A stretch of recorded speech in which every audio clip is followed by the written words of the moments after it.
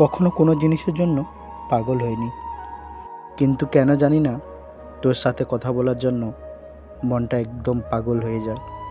যার জন্য প্রতিনিয়ত হাসি খুশি থাকা মানুষগুলো না সৃষ্টিকর্তার কাছে মৃত্যু চায়।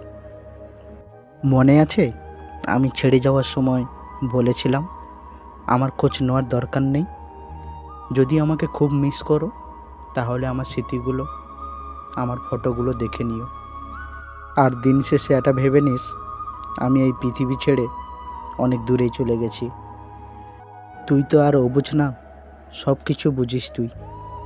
তাহলে আমার ভালোবাসাটা কেন বুঝলি না তুই? হ্যাঁ বল। আজ আমি কবরে সাদা কাফন পরে শুয়ে আছি, তাই তুমি দেখতে এসেছো? কাল পর্যন্ত আমি তোমার আশায় ছিলাম তুমি আমার হবে বলে, কিন্তু তুমি আমার হলে না, তুমি হলে অন্য কারোর।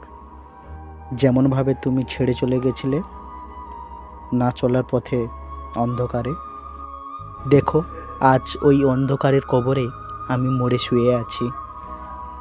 আমি বলেছিলাম না আমি তোমাকে না পেলে বাঁচব না, আমি থাকলে তোমার নতুন জীবনে না কোনো সমস্যা হয়, এর জন্য এ কথা আমি আজ পালন করলাম। হে ভগবান, আজ এ হিংসের দুনিয়া ছেড়ে তোমার কাছে আসছি আমি। এ স্বার্থের দুনিয়ায় সবাই স্বার্থ বোঝে, কেউ ভালোবাসে না।